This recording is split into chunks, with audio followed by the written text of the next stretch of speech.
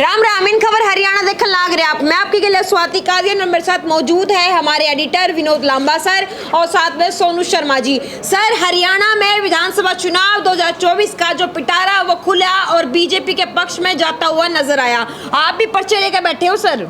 पर्चे तो साफ तौर पर हैं और पर्चे सारे फट गए और पर्चे इस लिहाज से फट गए कि नायाब के 56 दिन, हुड्डा के 10 साल पर भारी पड़े। 6 महीने में सब डिलीट कर दिया।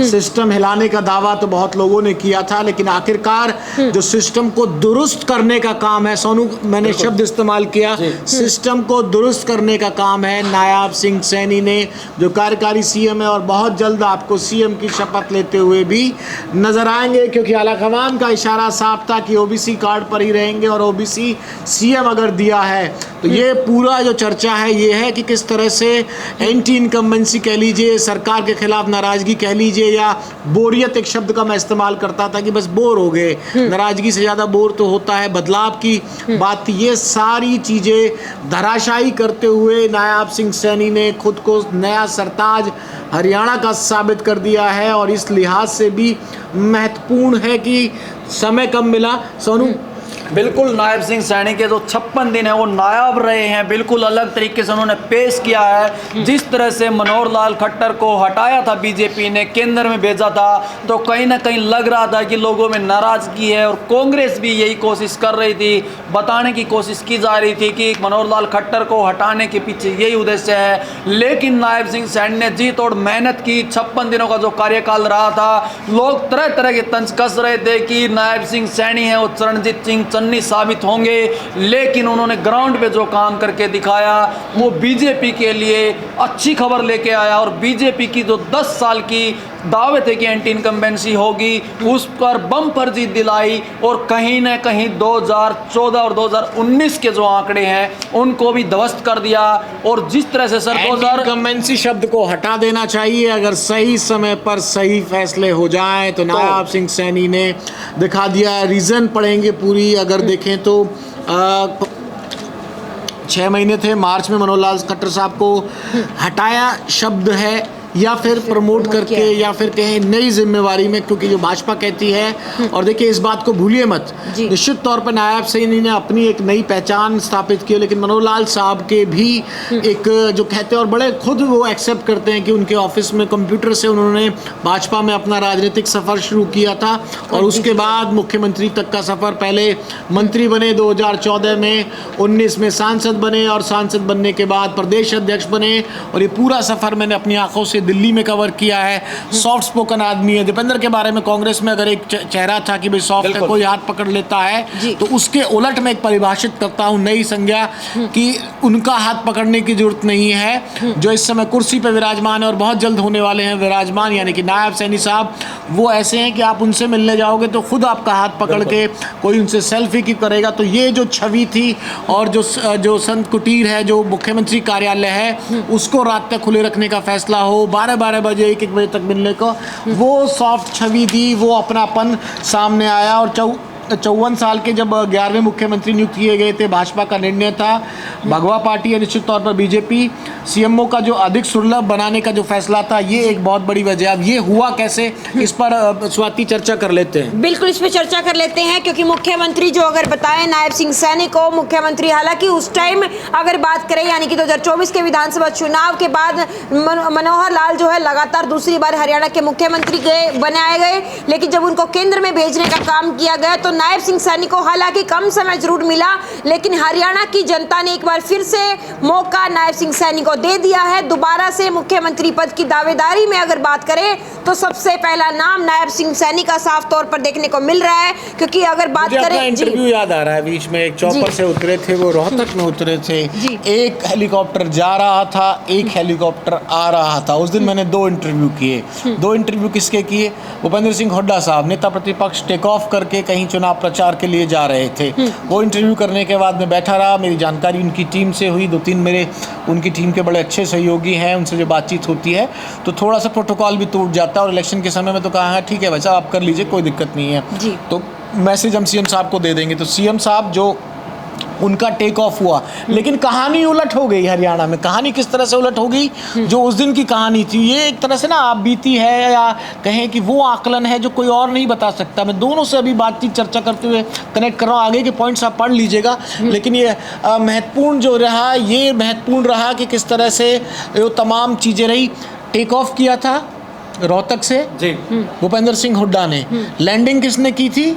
नायब सिंह सैनी ने। तो वो लैंडिंग सिर्फ रोहतक में नहीं, और वाकई रोहतक में ओल्ड रोहतक लैंडिंग मतलब प्रदेश में कर ली कहीं। रोहतक को गढ़ कहा जाता है ना, जींद को तो कहा ही जाता है कि भाई राजनीतिक राजधानी भी रोहतक को कहा जाता है। तो वाकई वो जो दृश्य है मेरी आंखों के सामने आ रहा है। और देखिए ये जो इसको मैंने क्यों बताया, इस कहानी को मैंने इसलिए बताया, जो चॉपर था, आपने तो तस्वीरें काटी हैं, देखी हैं, चॉपर की एक साइड में उतर नहीं रहे थे वो, मतलब उतरे नहीं थे जब तक उनके लिए सीडी वगैरह जो लगाई जा रही थी। मैंने कहा रिक्वेस्ट सर 5 मिनट प्लीज़ इसी ऐसे बैठे रहिए, और इसी चॉपर के फ्रेम में मैं आपका इंटरव्यू करना चाहता हूँ। और बड़े जोश के साथ मैंने किया कि बताइए आप कैसे, क्योंकि कई, और देखिए इसमें कोई छूट बात नहीं है, भाजपा ने चुनाव बड़े सॉफ्टली होके, या कहें तैयारियां तो पूरी थी लेकिन कॉन्फिडेंस में और ज़्यादा दिखा नहीं रहे थे। जब मैंने कहा कैसा जोश है कि बिल्कुल है, सरकार बनाएंगे, नंबर नहीं बताए थे, लेकिन उन्होंने कहा आप मेरी बात लिख के रख लीजिए, हम सरकार बनाने जा रहे हैं और बहुमत से बनाने जा रहे हैं, और खुलकर निशाना साधा था कांग्रेस पे।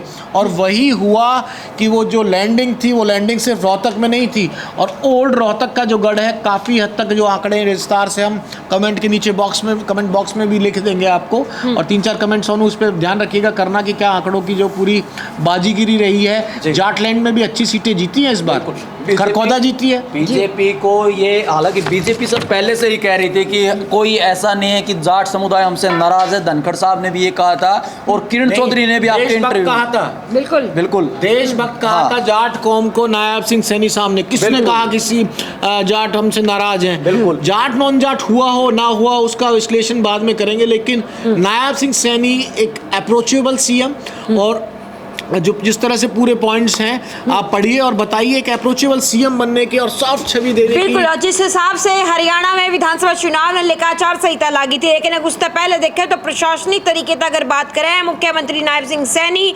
मतदाताओं के बीच पहुंच रहे थे, लगातार जो प्रयास थे वो किए जा रहे थे, बैठकों का दौर लगातार जारी था, और सभी वर्गों, कर्मचारियों, व्यापारियों, सभी समुदायों के लाभ की घोषणा जो है वो लगातार करना इन चीजों में शामिल था।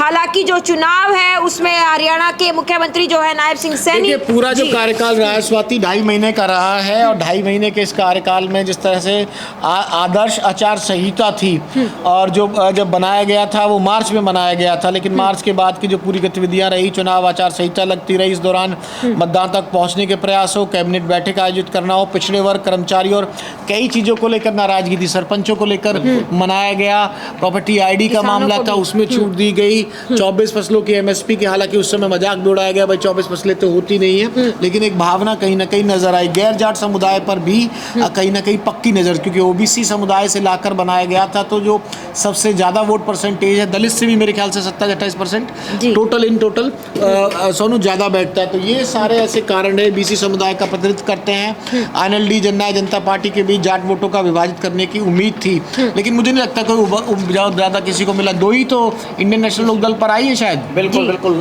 जो ये है, ये रणनीति तो कहीं कामयाब नहीं हुई, लेकिन नायब सिंह सैनी ने जिस तरह से प्रयास किए थे, पहले दिन से कमान मिलते ही जिस तरह से सर ज्वाइनिंग देना हो, दिन रात लगा के रातों रात ऐलान कर देना चीज़ों को लेकर, सिलेंडर को लेकर जो घोषणा है उसको लागू करवाना, MSP का जिस तरह से आपने बताया, और प्रत्येक समाज के जनप्रतिनिधि से मुलाकात करना, जो व्यापारी वर्ग है उनसे मुलाकात करना, और सबसे जो बड़ा अहम उनका निर्णय जो सर मुझे नजर आया है, नाराज कैंडिडेट्स के घर पहुंचना और उनको मिलाना, उनसे मुलाकात करके मनाना, और वो सीटें बीजेपी जीत के भी आई है। जैसे रामविलास शर्मा का टिकट कटा, लेकिन वहां महेंद्रगढ़ से अच्छी खासी जीत हुई, नाराजगी दूर हुई, PM मोदी ने भी रामविलास शर्मा से बातचीत की। इसी तरह से सोनीपत की बात करें तो कविता जैन, राजीव जैन के घर भी नायब सिंह सैनी पहुंचे और एकजुटता का जो परिचय दिया, मुझे लगता है जिस हिसाब से बीजेपी को पहले ऐसा लग रहा था कि बगावत देखने को मिली थी लिस्ट पहले आने के कारण, लेकिन नायब नायब सिंह सैनी ने वो सारी कमियां पूरी कर ली थी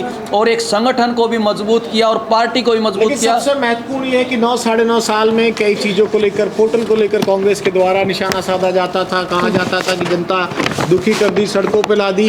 ये मैंडेट कहीं से भी ऐसा नहीं लगता कि जनता बीजेपी से दुखी थी, कुछ फैसलों को पलटा जरूर गया है। बिल्कुल। और यही तो कहा जा रहा है, कंप्यूटर ऑपरेटर से शुरू करके 6 महीने में बिल्कुल, अगर हम राजनीतिक यात्रा ऑल्ट डिलीट जो पूरा फंक्शन होता है ना कंप्यूटर जी, का, ऑल्ट डिलीट दबा के जो 9.5 साल की जो नाराजगी थी, और अब तो इसे मैं नाराजगी कहूंगा, एंटी इनकम्बेंसी होती तो 6 महीने में नहीं धुल सकती थी, लेकिन नायाब चेहरे के तौर पर वो नायाब काम या एक अप्रोच दिखी। देखो बात आदमी की पर्सनैलिटी की होती है जी। सफर बता दीजिए स्वाति आप। बिल्कुल, अगर सफर की बात करें थे नायब सिंह सैनी, अगर राजनीतिक सफर की उनकी शुरुआत की बात करें तो 25 जनवरी 1970 में जो है उनका अंबाला के मिर्जापुर माजरा गांव में जन्म हुआ था। नायब सिंह सैनी की शुरुआत जो है, अगर मुख्यमंत्री की कुर्सी के सफर की बात करें तो उसका उल्लेख जो है इस तरीके से है कि नायब सिंह सैनी जो है भाजपा में आगे बढ़ते लगातार नजर आए। राज्य मुख्यालय में एक कंप्यूटर ऑपरेटर के रूप में उनकी शुरुआत जो है वो हुई। 1996 में अगर बात करें हम संगठनात्मक कार्यों में शामिल हुए, बीए की, उसके बाद बीए के साथ एलएलबी भी उन्होंने करी डिग्री प्राप्त करने के बाद। अगर बात करें मुजफ्फरनगर जो कि यूपी के जिले में, यूपी का एक जिला है, उसके अंदर आने वाली जगह पे अंबेडकर जो बिहार विश्वविद्यालय है वहाँ पे नायब सिंह सैनी ने आरएसएस से भी जुड़ते हुए जो है शुरुआत उनकी हुई। उसके बाद मुख्यमंत्री जो हरियाणा के रहे यानी कि मनोहर लाल जो कि केंद्र में भी जा चुके हैं, उनसे मुलाकात हुई और फिर राजनीति मनोहर में लाल के शिष्य के तौर पर ही दत्तक पुत्र मानते हैं, क्योंकि अविवाहित है मनोहर लाल साहब। और ये साफ तौर पर स्वाति सोनू कहा जाए कि नायाब सैनी ना सिर्फ राजनीति में मनोहर लाल साहब की खोज थे, बल्कि मुख्यमंत्री बनाने में भी उस समय सबसे बड़ा योगदान था। और लेकिन जो नाराजगी थी मनोहर लाल का, और नाराजगी हो जाती है, उसमें कोई ऐसी बात नहीं है। और देखो एक बात जो कॉन्फिडेंस के साथ कहते हैं कि मेरे 56 दिन हुए थे नायब सैनी की, हुड्डा के 10 साल पर भारी है। तो हुड्डा साहब का अपना काम था, लेकिन नायब सैनी साहब ने जो मौका मिला, तो हर सीएम की अपनी अपनी कार्यशैली होती है। एक बोरियत हुई या नाराजगी कहीं, मुझे लगता है कि थोड़ा सा नयापन लाने का जो एक स्मार्ट मूव कहीं ना कहीं चला गया। लोकसभा में तो 5 सीट भले ही भाजपा हारी, लेकिन विधानसभा में कमाल कर दिया और नायाब चेहरा लोगों को पसंद आ गया। बिल्कुल नायब चेहरा पसंद आ गया और लोगों ने जिस तरह से बहुमत दिया है, ये बीजेपी के लिए कहीं ना कहीं शक्ति प्रदर्शन का काम करेगा। उसके अंदर शक्ति, जिस तरह से लोग कह रहे थे कि भाजपा का हो डाउनफॉल शुरू हो चुका है, लेकिन अब इसका सर कहीं ना कहीं नज़र है वो दूसरे जो प्रदेशों में चुनाव होंगे, दिल्ली की बात करें या झारखंड की और महाराष्ट्र की, यहाँ भी बीजेपी कहीं ना कहीं, एक ये भी लग रहा था कि बीजेपी जो केंद्र में मोदी सरकार है उसकी भी मुसीबतें बढ़ जाती। अगर हरियाणा में भाजपा की हार हो जाती तो आंकड़े तो ये भी कयास तो ये भी लगने लग गए थे कि जो साथी हैं भाजपा के गठबंधन के, वो भी कहीं ना कहीं दबाव बनाएंगे। तो कहीं ना कहीं अब केंद्र को भी सर इससे मजबूती मिली है, जिस तरह से भाजपा ने हरियाणा में प्रदर्शन किया। और जम्मू में आज की जीत के बयान एक बार सुना देते हैं। ये बयान सुनिए कि क्या कहा तमाम लीडर्स ने। नायब सैनी साहब का बयान सुनिए और पूरे बयान सुन लीजिए किसने क्या कहा, और ये चर्चा जारी रखते हैं उसके बाद। हरियाणा, सबसे पहले मैं हरियाणा प्रदेश की जनता का, 2 करोड़ 80 लाख लोगों का मैं प्रणाम करता हूं, दिल से धन्यवाद करता हूं कि जिन्होंने भारतीय जनता पार्टी आदरणीय नरेंद्र मोदी जी की नीतियों में एक बड़ा विश्वास व्यक्त किया है। ये जीत ये हरियाणा के किसान की है, ये जीत हरियाणा के गरीब की है, ये जीत हरियाणा की महिलाओं की है और ये जीत हरियाणा के युवाओं की है, जिन्होंने इतना विश्वास व्यक्त किया है मोदी जी की नीतियों में। और मोदी जी ने जिस प्रकार से हरियाणा को संभाला है और उनके विकास कार्यों के ऊपर, ये डबल इंजन की सरकार के ऊपर तीसरी बार मोहर लगाई है, ये ऐतिहासिक है।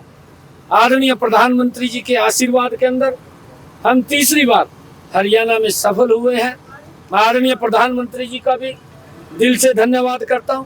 हरियाणा के लाखों भारतीय जनता पार्टी के कार्यकर्ताओं का, जिनकी कड़ी मेहनत, जिन्होंने पसीना बहा करके आज ये ऐतिहासिक विजय दिलाई है, मैं उन सब कार्यकर्ताओं का भी दिल से धन्यवाद करता हूं। बाकी बाद में बात करेंगे। देखिए किस तरह से भाजपा ने और नायब सैनी साहब ने इस जीत को एक्सेप्ट किया है।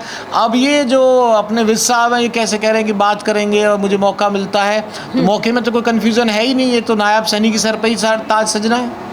बिल्कुल, जिस तरह से अनिल विज हैं वो पहले भी जो पहले मुख्यमंत्री थे मनोहर लाल, उनके साथ भी कई बार उनका विभागों को लेकर भी, एक बार सीआईडी को लेकर भी हुआ था।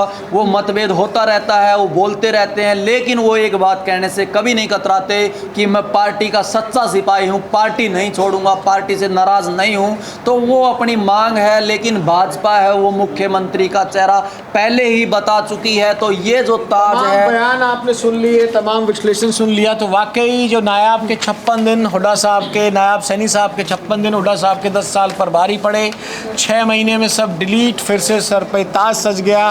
तो कह सकते हैं कि भाई कंप्यूटर ऑपरेटर के साथ ये सफ़र जो शुरू हुआ ये लगातार जारी है। और जो तीनों जीत की हम स्वाति चर्चा कर रहे हैं, 14, 19, 14 में मैंडेट क्लियर था, अपने दम पर सरकार थी, 19 में सहारा लेना पड़ा था, लेकिन और ये जो 24 आया तो और अच्छे आंकड़े आ गए। बिल्कुल, कंप्यूटर ऑपरेटर से स्टेट ऑपरेटर तक का जिस तरह का जिम्मा उन्होंने संभाला है, तो ये एक बड़ी कामयाबी है नायब सैनी के लिए।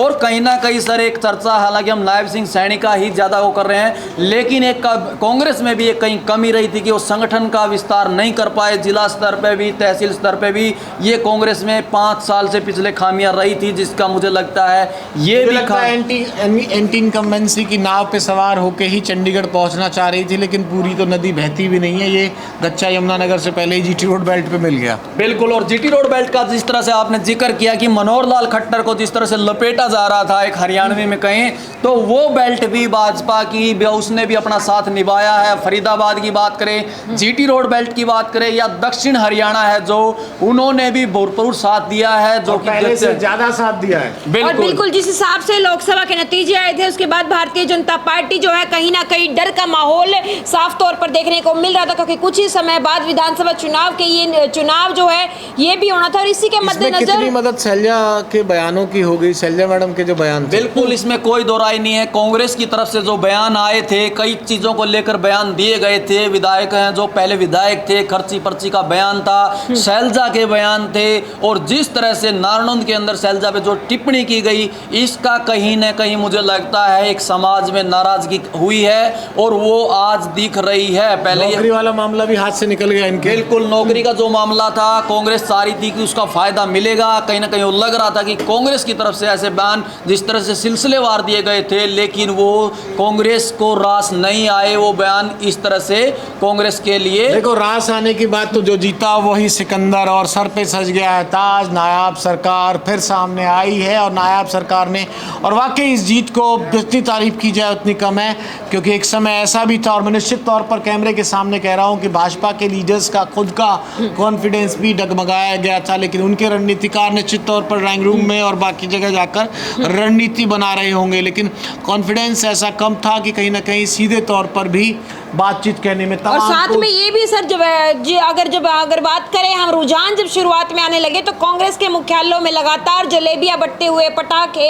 और में बिल्कुल तो चीनी कम होगी, वो फैक्ट्री बना के बिल्कुल, और ढोल नगाड़ों की सारे मीम बनेंगे राहुल गांधी साहब पर अब तो। बिल्कुल, देखिए ये सियासत में होता है, तो ये देखो राहुल गांधी ने भी अच्छा प्रयास किया है, ये नहीं कह सकते कांग्रेस ने जोर लगाया है, और चुनाव को जिस तरह से जमीनी स्तर पे लड़ा है, तो कांग्रेस में इसमें कहीं ये नहीं कहा जा सकता कि कांग्रेस कहीं आसपास नहीं थी। कांग्रेस ने अच्छी फाइट की है और चुनाव जमीनी स्तर पर लड़ा है, तो इस तरह से, लेकिन जो जनता है वो जनता जनार्दन होती है। मैं तारीफ में बहुत कम करता हूँ इन पार्टियों का, ठीक है, हर किसी की वर्किंग होती है, मैं किसी की आइडियोलॉजी से बहुत ज़्यादा प्रभावित नहीं होता एज ए जर्नलिस्ट वाले फॉर्मेट में। एक चीज़ मैं ज़रूर कहूँगा, as a party, as a organisation, BJP is much far ahead than Congress आज भी।